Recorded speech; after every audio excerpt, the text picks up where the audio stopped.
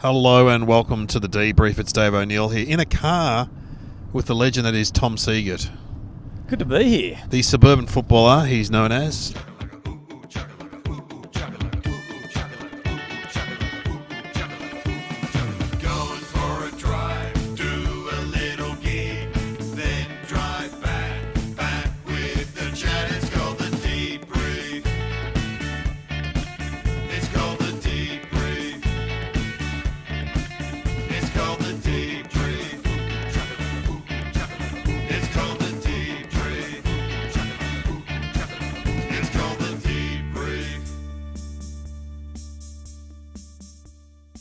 Where are we driving to, Tom? I still haven't got my head around the pronunciation. No. It's got two double O's in it. I think it's B Burba. double O. Burba? I don't know. I did an interview, and I know you did an interview for the local radio. I did ABC radio, and I said to the woman, "Have you been to this place?" She's like, "No, I'm not from around here. I don't know." And then she didn't know how to pronounce it either. And I said, "What's in Burba?" She's like, "I don't know, love." I'm like, oh, God. So yeah, well, I put a post up on my social media and just put the poster and said if you live anywhere near the Baroba area on this date, come and check it out. And there were about 10 comments saying nobody lives near the Baroba Hall. So it must just be at the middle of nowhere. Speaking to Des Dowling, who's the whisperer of the Riverina, because he's from Berrigan. Yeah. And he didn't know where it was. So I think it's above Deniliquin, basically, 2 hours from Deniliquin, I think. It is only a hall, I think. So how did they get onto you for this gig? And how did I get roped into it? This is well, you're that perfect mix Yep. of you've got a profile and you'll do fucking anything. Exactly, So- true, exactly, and a lot of ABC, so that helps in the country because I do watch the ABC in the country. Yeah, so this is, and I don't know whether I get all of them or just the dregs, but Grant Lee from the Comics Lounge Okay. forwards on Inquiries. inquiries, and it is like sifting through shit. Oh. Like people that They want Carl Barron for their wedding. They've got $180. Yeah. And once I had asked if Pete Hellier could dress up as Strawny and play in their reserves team. Wow. And what would that cost? Yeah, a lot. A lot. A lot. And And also, actually play in the reserves? Yeah, actually run out and play. Yeah, no, that's not going to happen. That's not going to happen, considering when he played in the Legends game, he did his Achilles or something like that? Didn't he do his Achilles? Yeah. People thought he was joking. And as you know, you're a footballer. That's a very painful injury. Yeah, oh, yeah. So, and I've just got to sift through. Seriously, 1 in 20 will Yeah. come off, and this is one that came off. So Amazing. they said, "Yeah, do you want to do it?" And who do you want? And I thought you were a great fit. Yeah, perfect fit. Think of Burrabarn, you think of Dave O'Neill, of course. And I've always wanted to get on this podcast. We have been on it before. I have been on it before, yeah. Twice. But it wasn't. Twice. I feel like I missed out a little bit because I reckon We did Ballarat together or somewhere, and then we did Hall's Gap with Evo. I had you on, then Evo. Do I remember sitting at the front of a hall and Chris and Katie Wainhouse jumped out drunk at us? Oh, that was Ballarat. And was that when we That was did Ballarat. Was that when we did this? Yeah. Could have been possibly it. For some reason, I remember sitting in a car park in Preston doing it. Oh, yeah, look. Yeah, you might be right. But I've only done one, so... No. When you were with Evo, we did Hall's Gap, and we did that pub in Hall's Gap. And, oh, God, where are we? Hall's Gap. Oh, yeah, organised. Yeah, you organised a night there. That was good. I talked to Evo, and then I talked to you. You swapped over. We swapped over in a petrol station in Horsham or somewhere. Yes. Anyway. How many episodes are you up to? Oh, no idea. It's been going for at least 10 years, maybe? Yeah, wow. Because they say one of the key... Massive achievement. Huge achievement. But they say No, but you know what? If you did it every week, it'd be possibly more successful. Well, that's what they But say. it's not One of the every week. keys is consistency. Yeah, I'm not consistent. Yeah. I try, but sometimes, you know what it's like? We're like strippers. We just go out by our own on a Saturday night or a Friday night. Yeah. To some place you get, then they say, there's your changing room, and it's a toilet. And then, you're on in 5. So I do love it when I do travel with another comic, because you do a lot of solo. I do mostly solo, which I quite like. Like I listen to a lot of podcasts now. I don't know what we did before listening to podcasts. Oh, I used to listen to music, yeah. Mm, And just get lost in your own thoughts. yeah. Which isn't good. Yeah, so you go and do a lot of footy clubs. I do. So I'll do... And so tell us the rundown of what... The rundown of what you do is quite incredible. Because I've been to footy clubs a year after you've been and they've said, Tom Siegert did 2 hours. How long are you doing? Half an hour? Yeah, I sort of shoot myself in the foot a bit because they say, "Oh, we'll get you back next year," and I'm like, "Well, I have done everything." So I'll get up. I take all my own sound and lighting. I usually do 45-minute block at the start As yourself? as myself, doing straight stand up, and I do it in that order to get most of the females on side. So I think if I just came out straight into my footy character, it'd be like, "Oh God, this is a boys' night out." Yeah, it's too boysy. I'm talking about kids and hopefully your wife. Yeah, You're and showing that I am. You're married. I'm married. I'm a semi-decent person, and then I have a break and I run a raffle during the break. Yeah, this is what I've heard. You sell tickets. I sell tickets. Are you doing that tonight? No. Actually, they are running their own raffle, so I'll go around and help them. Because the reason I started doing this is because every night, without fail, at these gigs, I would get bailed up by the biggest cockhead at the club, and you'd just be pinned against a wall, and he'd be saying, "Oh, have you heard the one about that?" And it'd just be the most horrendously offensive, racist, joke. And I'd be just chatting with shit people. So the idea of the raffle was to get me going around all the tables. Even if I was a bad conversation, I'd be like, mate, I've got to sell raffle tickets. But what I found, it was also gave me a chance to really find out more about people, and people were telling me great stories, and get some information. Correct, because I would often get, I still do, messages during the week saying, "Oh mate, I see you going to Frankston Footy Club. You've got to hang shit on Clint." But I was burnt once. I hung shit on Clint, and Clint's, life's not going great for Clint. No, he's an alcoholic. People go, Clint loves a drink. Oh, you love a drink, Clint? Well, his wife's just left him because of his drinking. Yeah, his kids don't talk to him. Yeah, and Clint's life's a train wreck. So this way I got to sort of find out yourself, the sort of material that I can use. So I could personalise it, and it used to just be $2 tickets, 3 for $5, and then I thought, I might just jack it up to $10 a ticket, 3 for $20, 10 for $50. And now the raffle goes so well, and I think because I've got a bit of cred, because they've seen me on stage for 45 minutes, it becomes a real... Everyone buys $50 worth. And I can, at the end of most nights, I draw a raffle, because the winner gets half and the club gets half. So if I make $1,500 from the raffle, $750 to the winner, $750 to the club. To the club. So everyone loves a cash prize. So I can often hand them $750, $1,000 cash, which they just love. And then so I sell the tickets. And they can pay you out of that. Yeah. And then if they say, well, no one's got cash anymore, so the club follows me around with that little tapper. Yeah. And then I come up 45 minutes as the suburban footballer. And so that's a character you do? It's a character. So it started at the Perth Fringe and then went to the Melbourne Comedy Festival. It was a 1-hour show. That's all it was meant to be, 1 year, and then that'd be it. But it just went crazy during the festival, and I started doing my show at footy clubs, but then it sort of evolved because it was like a play, so I couldn't really be couldn't do interactive. That at the footy club. It was like asking 100 piss people to sit down and watch a movie. Yeah. Which is, so I had to change it so it's interactive. Yeah. And you mentioned I've seen you do bits of it. I saw you do it at a pub once, and it's great because you mentioned who's the flashiest player and all that, who wears the fluoro boots. Yeah. It's because you played football forever, you kind of, about footy. Well, I just know like the back of my hand. I know who to look out for and who to hang shit on. Who's the old bloke who hangs around the club? Yeah. So there's always some old guy that's the runner or trainer or something hanging around. So then at the end, I draw the... Well, it keeps going. Yep, go on. Draw the raffle, and then something I've incorporated only in the last 6 weeks, I take memorabilia.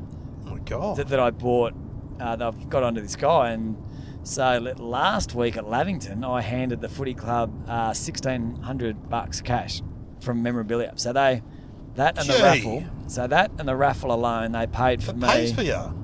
Paid for me and made about $500. Incredible. So it's a whole sort of fundraising thing. You're a machine. I'm a machine. You're a machine. Well, I did a gig in Patton Hill and a few years ago, and they said, don't mention Warwick Kappa's name around here.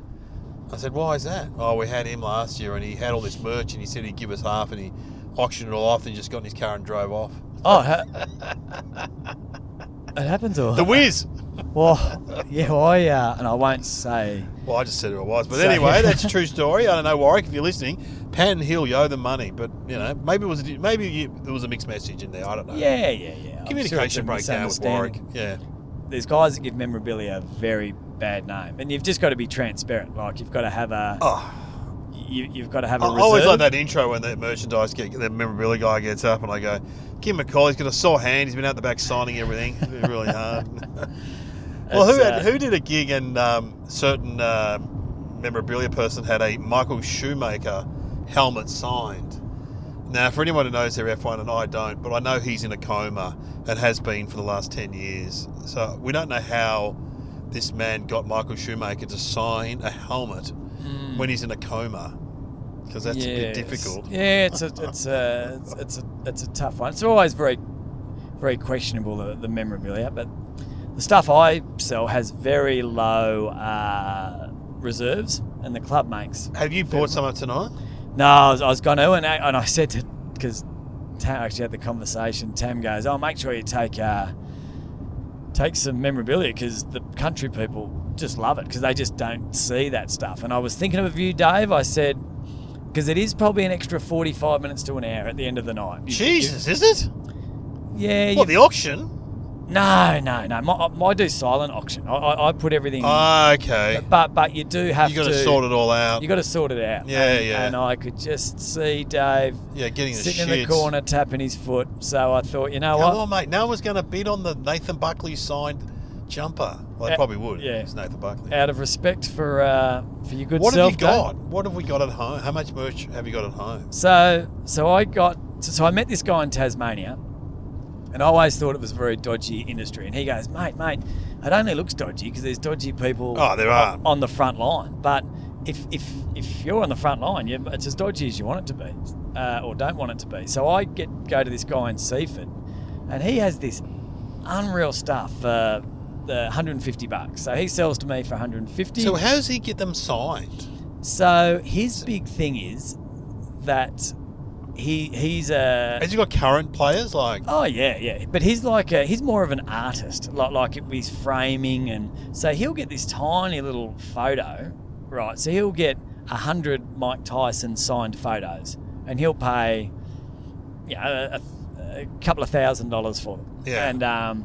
And then so he's got this stack of photos that you could fit in an envelope, but then he turns them into this artwork. Yeah, right. And he's very good. I took my 3 boys under 10 out to his warehouse, and it's mind blowing. He's got the most amazing stuff, and he's got a factory in China, and he gets replica Brownlow medals made up, replica NBA championship rings made up. So it's he sells a memorabilia place by the sounds of it too. Yeah. So he makes it all up, and it's very cool, and it's just allowed me to earn a bit of extra coin. What your long stuff does he have? But how do you get him signed by like Jeremy Cameron, for example? You got to know someone that knows him, or contact with I suppose through their managers. No, these guys, they just know everyone. They've just got contacts everywhere. Yeah. But he's got a signed Michael Jordan singlet in this amazing frame. It's only it's $1,000, which is, I would have thought, it's pretty cheap. I would have thought $5,000 to $10,000. Yeah. What do you find sells well? Collingwood, Carlton, Collingwood. So I'm very early into it. But he said the worst thing you can do is try and work out what will sell. He said there's no rhyme or reason, because you don't know, there might be a group of St Kilda supporters there. The stuff that's been selling well for me, those Anzac pitches are pretty cool. Oh, yeah, they Yeah. sell well, do they? Because you've just got to think, like, it looks pretty good in a workplace or something. Yeah.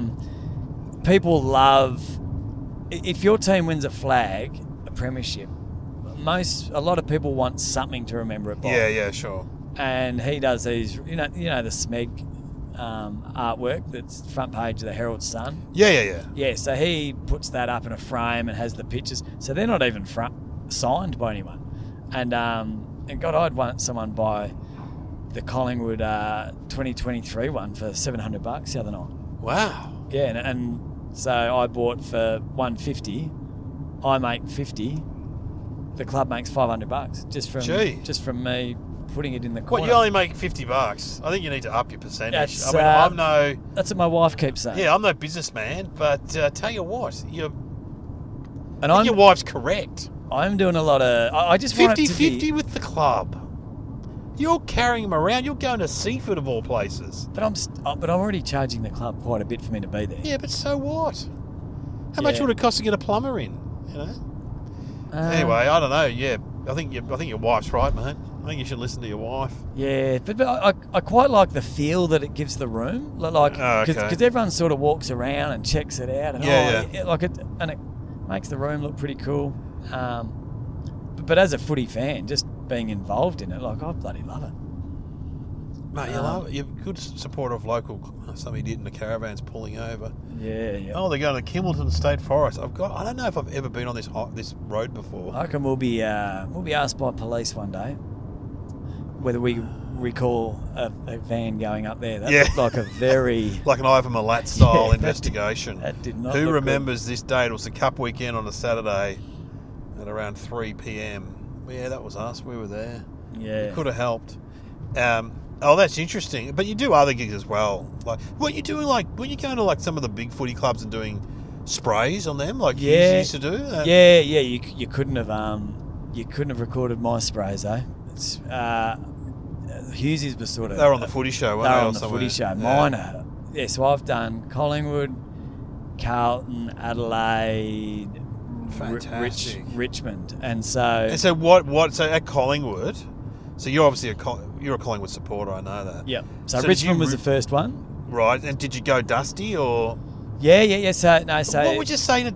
No, so Nathan Broad, he's a premiership player, great guy, sort of Wangaratta area. I Richmond believe. Player. Yeah, Richmond premiership player. So he followed my page, and most clubs because they've got so much time. They've got these players for like 40 hours a week. Yes. And you can only train for during the season for 3 hours a week. So they've got to fill all this other time. Obviously a lot's physio, recovery, but they've got to try and keep them stimulated. And so a lot of clubs will have, every player will have half an hour for the year before training on, say, a Tuesday at 10 they've a.m. got to fill in. They've got to fill in. So some of them might tell a story, some might get a speaker in that they know, some might... get a musician or something. Yeah. And Where are we going here? Nathan Broad thought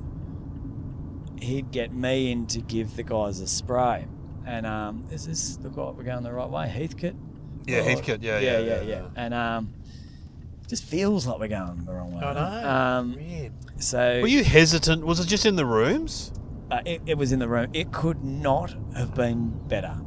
So they are so fucking bored. You know, and he built it up like he was going to do a talk about his family tree. So everyone was like, "Oh Jesus!" And then he said, "Oh, hang on," and he dressed me up in all Richmond gear. Yeah. And I came in and announced that that Dimmer had been sacked, and I was taking over as coach. Right. And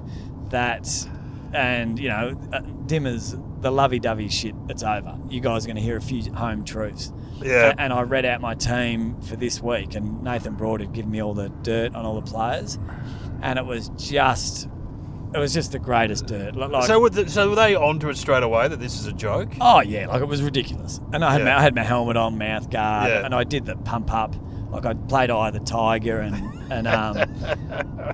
Because they're all, of course, from local footy clubs themselves, these blokes. So Yeah, they've all...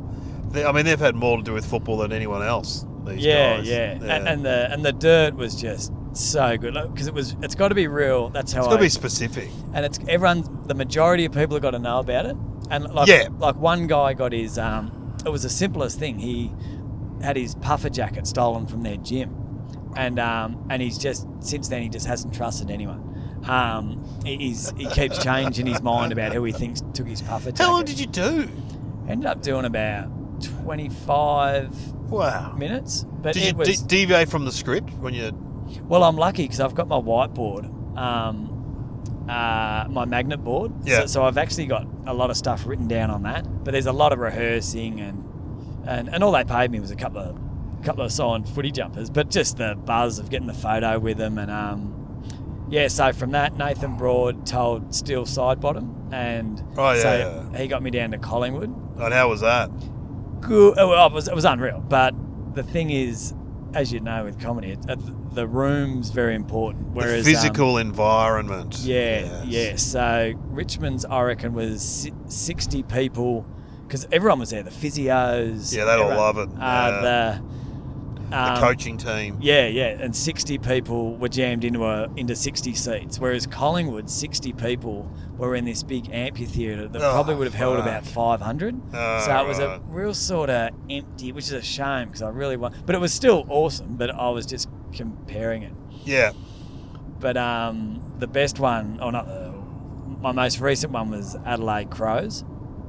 Yeah. And it was pre-season, and they'd had about... Apparently they'd had nearly 20 talks that are now compulsory to AFL teams. There's, how to treat women when you're out, and just safety in the workplace. They're just really overdoing it. And this one, the head of football rang me and he said, I want to do something because they're so over it. I'm going to tell them though that we're doing a 45-minute talk about fire safety at the footy club, and I was watching him come into this room, just absolutely dragging their feet, gutted, low as shark shit. And this head of football, he goes, I'll sort of bullshit a bit, and then when I look over to you, because I was looking through this little window out the back, he said, I'll look at you, nod my head, and you come in. And this guy, he was absolutely brilliant. He went for 5 minutes talking about about fire safety at the footy club, and it was so shit and boring. Like he was talking about sometimes with the hand dryer, you can press the button and the button gets stuck. Oh yeah, and that's an issue. And the warm air can come down, and because of it's a vinyl, and he's talking. I think it. Jenny, is it a vinyl? Is it a vinyl? And everyone's just going, this is terrible. So shit. Yeah.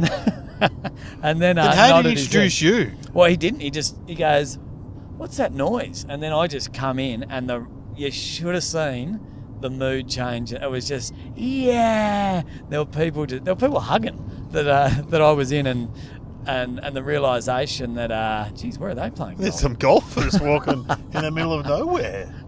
There's a golf course there. Jeepers. Oh, there's one there. Crosses the road. Yeah, right. And so and Carlton would have been good. Carlton was awesome. So that was big Harry Mackay, who's just a ripping bloke. And it was, and I'm a footy nut, so I love it. Oh, you'd be like a pig in shit. Yeah, it's pretty cool. And they all give you information, have to get the info. Whereas... Yeah, there's no point just going and doing stand-up because I'll just be like, what? Yeah. Yeah, excellent. Well, more of them. That'd be awesome. Yeah, but just... you got to get the right information because sometimes you're right. They say, pick on this guy, and it's always wrong. Yeah, 100%. And that's... wrong info. Yeah. You got to be very careful if you're getting info. Because you want to punch up, Dave, as you'd know. Punch up, not punch down. Yeah. And I want to hang shit on the guns and not the poor guy that's about to be delisted. Oh, not the guy who's carrying the water. Yeah. Hang shit on him. Like I did a gig last night at the Box Hill Golf Course for there's a police station. I'll just drop my mic so it doesn't look like I have been through here before with Des Dowling. We got sort of lost around here. That was on a previous podcast. And I never like to hang shit on kids teenagers because I have teenagers and I know that it's... But there was a kid called... What was his name? Fletcher. And he was good value though. And so I couldn't help myself because I've got stuff about teenagers. Yeah. So I'm like, how old are you, Fletch? He's like, 15. And I go, you've got a little bit of a moustache. He goes, yeah, Movember. I said, well, are we there yet with the... It was honestly looked like a pencil had drawn on his little moustache. Yeah.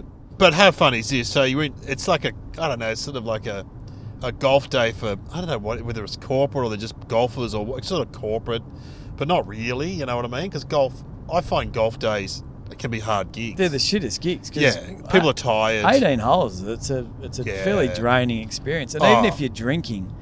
It's not a getting fired up. And this was like quarter to 9 at night, and they've been playing in the afternoon. It's 8:45. Yeah, it can be very draining. Oh man, and people are just like, and they're not young. And the rooms aren't great. The mic was like, I was like, oh god.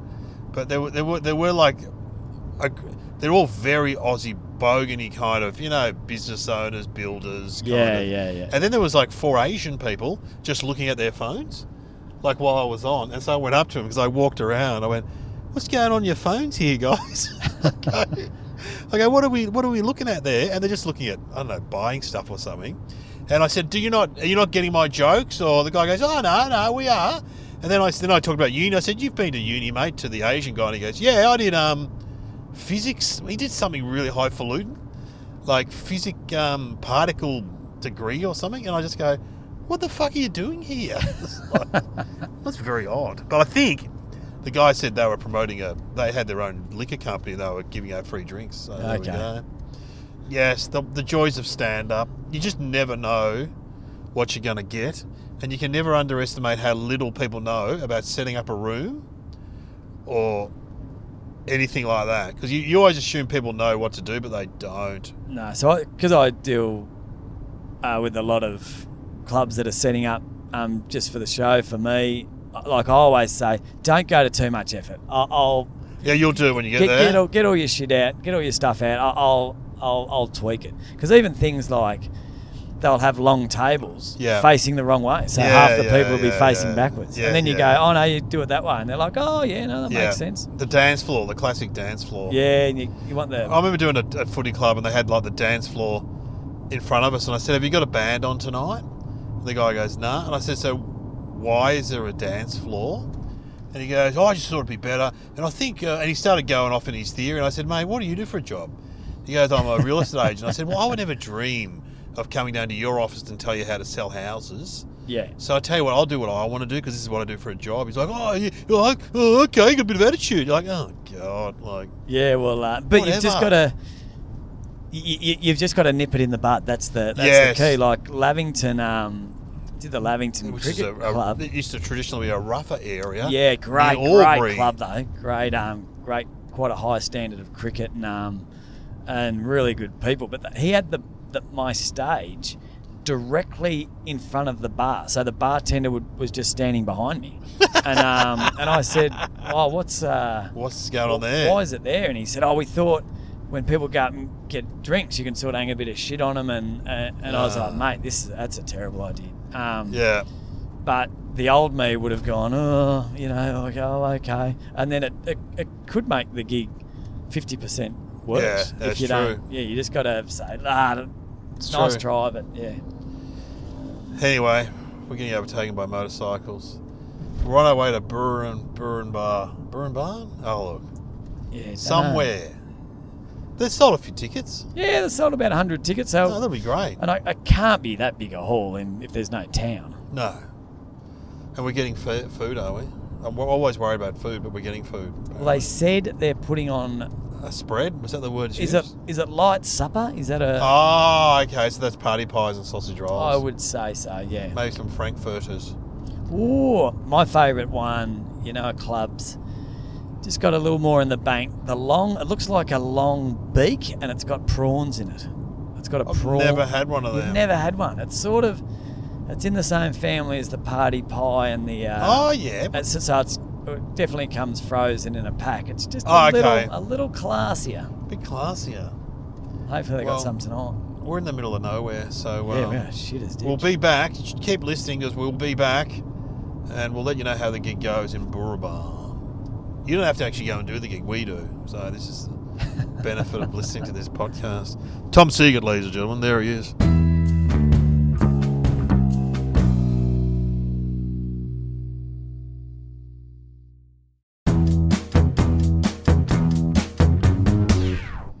All right, we're back on the debrief. We've done the Burruban. How do you say it, Tom? Barubin. Barruban. Had a silent R. Hall. And how would you describe that gig, Tom? Well, everyone was getting into us for mispronouncing Barubin, and I was brought on as Tom, I think it was Saget. Tom Siegert. Siegert, yeah. Siegert. Who was the woman who introduced you? Di, who was lovely, but we had to start late because she was waiting for 2 people to turn up. Now, as a general, if 2 people haven't turned up out of 80, just start and bugger them. Exactly. But then they turned up and they apparently lived the closest to the place.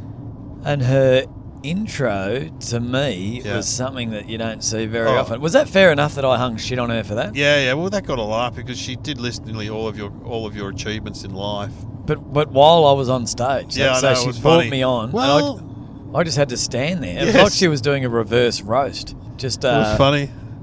Just It was funny. Oh God. Is that true, Tom? You wrote 2 books? Yeah. Yes, Yeah, Di I've written a wrote. book. And a kid's book, she said. Yeah. Yes, Di. That's yeah. Loved it. Anyway, it was a classic gig where everyone seemed to know each other. Or were related to each other. Yeah, they were all. What family was it?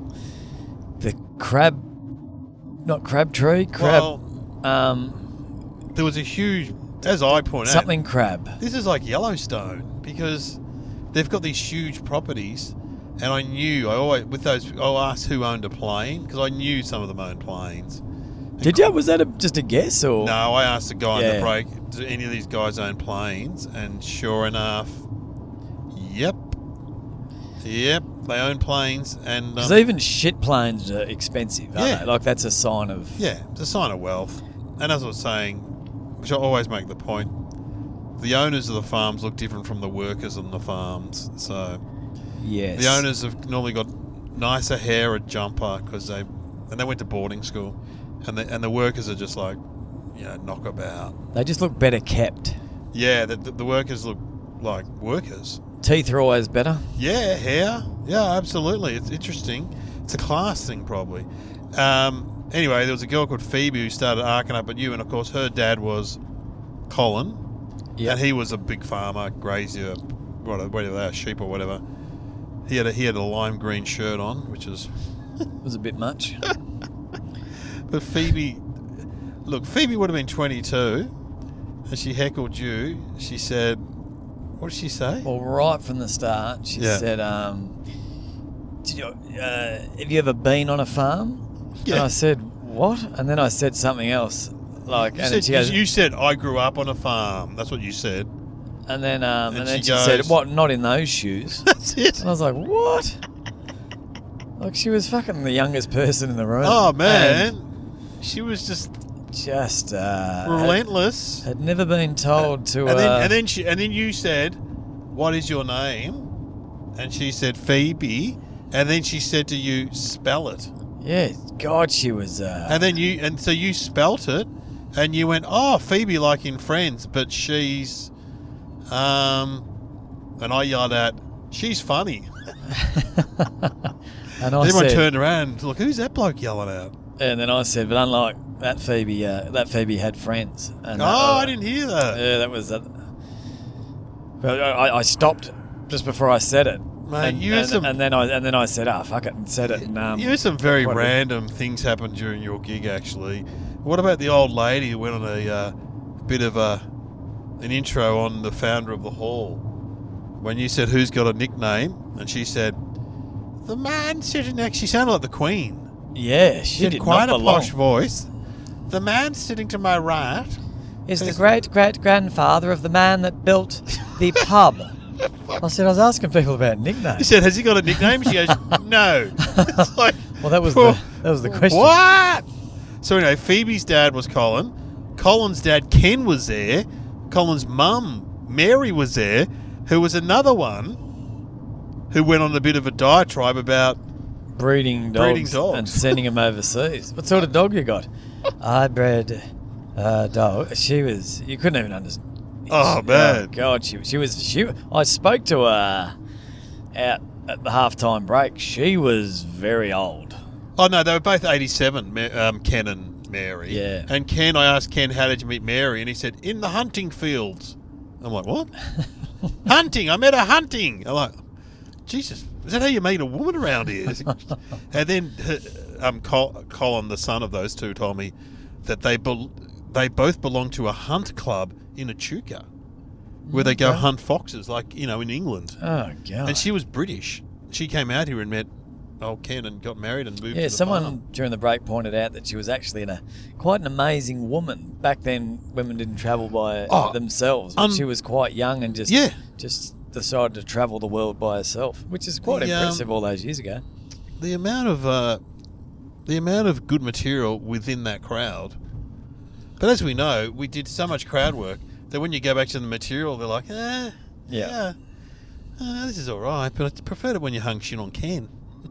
Did you see the two that were hanging shit on me, or mainly the Phoebe? And they were dressed like B1 and B2. Oh, that was a good call. They both had blue striped shirts on. When things like that happen, it's just... Mate, you had some cracking lines. You know the skill of that is remembering that and bringing it back out. That's what I'm not very good at. That's what you're very good at, is remembering the names. Things come back to me from other gigs. So I've talked to farmers before about planes. I've talked about buying other people's farms. I've talked about people that work for the farm and people that... I've said Yellowstone. I've said that before. This is like Yellowstone. Oh, are you saying the key is to remember that line for another gig down the track? Yeah. Oh, yeah. Yeah, if you're doing farmers again, who owns a plane here? You remember all that stuff. Who's growing marijuana? It's just, Yeah. Who, but, you always... I mean, Rod Quantock told me once, who was a legendary comic, he said he would do corporate gigs and gigs like that. He did a lot of country gigs. He would do what we do. In the break or whatever, beforehand, you talk to everyone, get as much information as you can remember, and then just regurgitate it on stage. Yeah. But, I mean, the other way to do it is to just talk to them while you're on stage and you get the information. But to have a bit of knowledge before you go up, like that Peter guy, which was Colin's brother, I said, oh, you look like a politician. And they all start cheering and that, because he was a councillor for years. Yeah, he looked like a councillor. He looked like a National Party politician. Yeah, didn't he? Yeah, he absolutely looked like a politician. So, anyway, what a fun time, Tom. Oh, it was a good night. Right. What was my... I probably should have asked this off the air, but what was my new sound system like? That work all right? It's pretty good. It was excellent. Because I did say when we were testing out, turn up, mate, they're pretty old. Apart from Phoebe, who was 22, but they were generally over 40, I'd say. And then there was like Ken and Mary were 86, 87. So, but the food was good.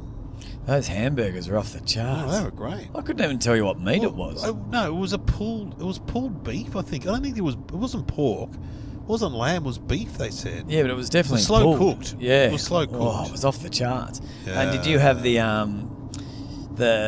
look like the chocolate thick fudge thing? Yes, gluten-free. Yeah, the gluten-free. Man, it was awesome. I nearly didn't take it because it was gluten-free. Same here. Then I was like, I'll give it a go. But, geez, it was good. It was really good. And it was good to see. I haven't seen you work for a while.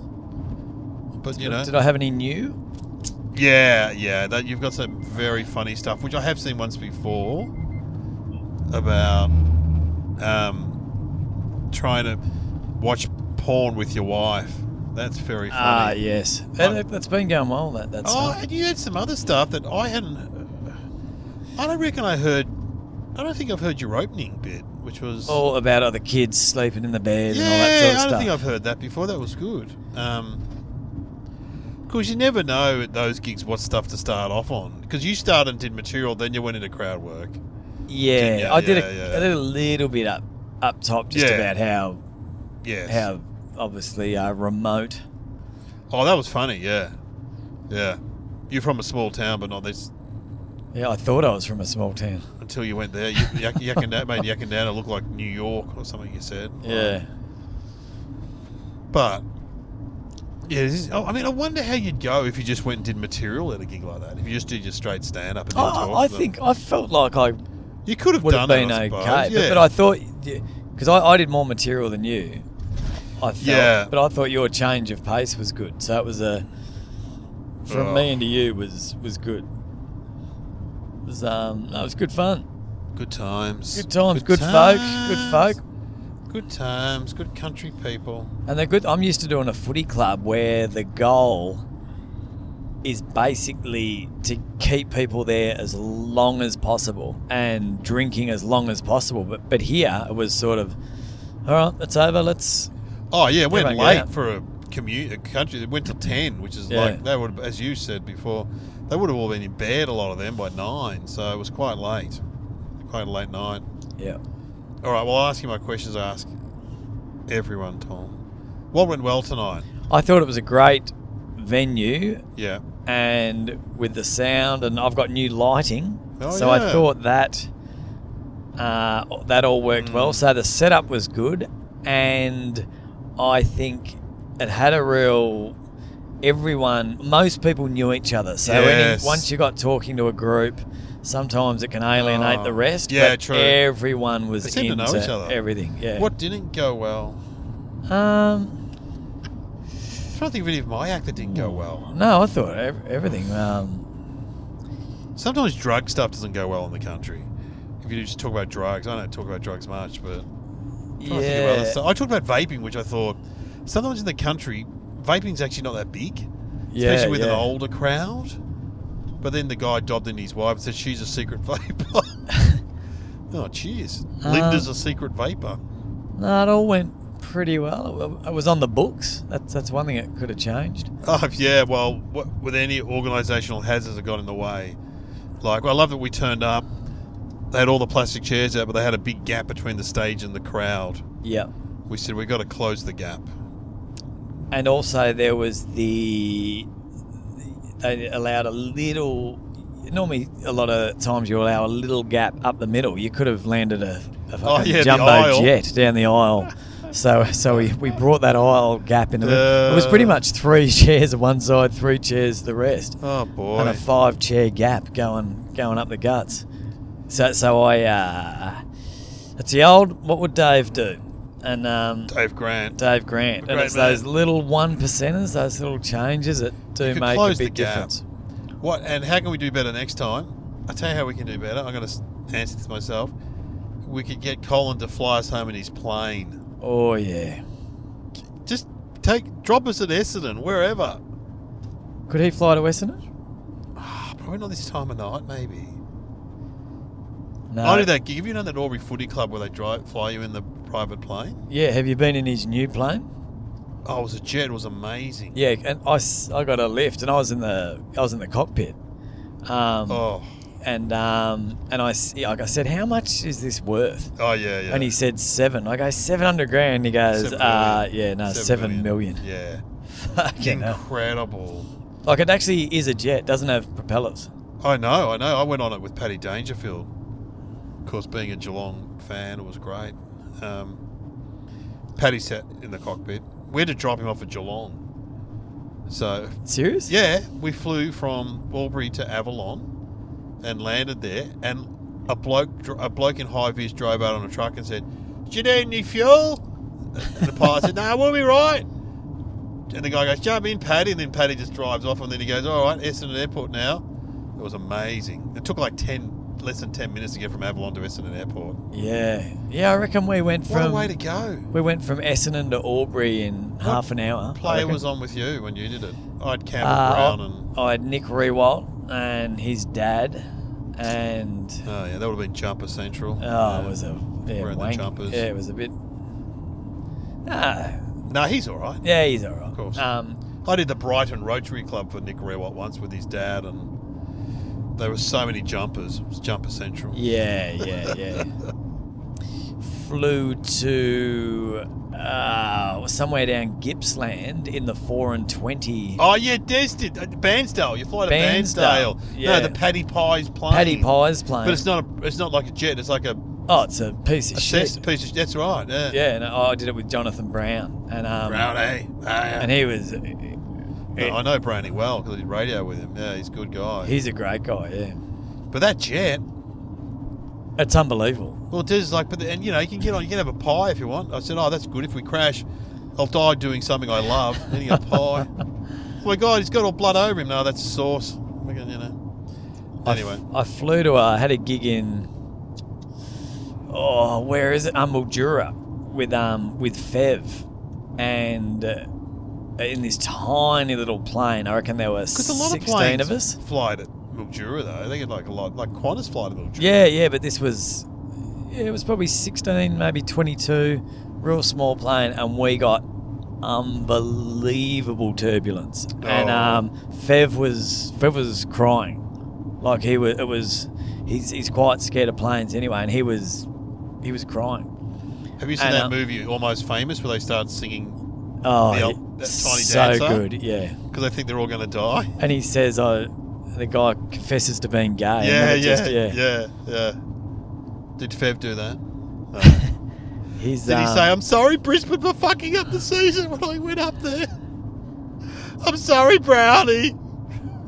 Because Brownie maintained that Fev cost them the grand final. I don't know. There's some story where they reckon Fev going to Brisbane cost them something. Well, a good mate of mine who I grew up with in Wodonga, he was our full forward all through under-18s and reserves and seniors. Daniel Bradshaw, he's the one that Vossi moved up there and pretty much booted him. Oh, really? Booted him out, and so they could get Fev. And right. Bradshaw was brilliant. He was an amazing footballer. Did he kick on anywhere else? Or? Yes, he went to Sydney Swans, and he ended up kicking a torpedo from about 60 out on the boundary line that went through a goalpost height to beat Brisbane the first time they played them. And it was... Whoa. And he's the most... Like, he's so quiet. But he would have kicked... Because if it wasn't for Alistair Lynch, he always got the first crack at full forward. And Daniel Bradshaw he played basically half-back flank, and that every now and again would move him up forward. And he still kicked like 400 goals. Wow. And I'm still convinced if it wasn't for Alistair Lynch, he would have kicked 800 goals. Yeah, wow. Yeah, he was amazing. Well, Brownie just told the story that they all went to a boot camp and Fev said he was sick, and then there were photos of Fev coming out of the Brisbane casino. Brad's like, we're all busting our asses, you know. Fev's coming out of the casino. That's how he speaks. Fev speaks well now. He's almost the best on the circuit. His talk he gives. Yeah, he's great. Mate, no, I mean, you do a lot of footy gigs. One of the best I've seen is KB, Kevin Bartlett. Yeah. I reckon his talk is hilarious. But Fev can just riff on anything because of the radio. He's used to just talking. Yeah. But it's like the worst. Like he says himself, this is the worst example to give kids. Basically, he fucks up, he fucks people over, treats people bad, and it just all turns out well in the end. Yeah, he's done very well, Fev. Yeah. Well, Tom, thanks for coming on the podcast. We've got hours to drive. You can see Tom on Instagram, Facebook, Suburban Footballer. TikTok now. Now TikTok. Get into it, kids. Book him for your next gig. Thanks, Tom Siegert. And also your podcast with Evo. We've got to plug that. Yeah, the Good Banter podcast. Yeah, that comes out weekly. We're up to episode 196. Oh, there you go. Yeah, that's a good podcast. Due for a good one. All right, see you again.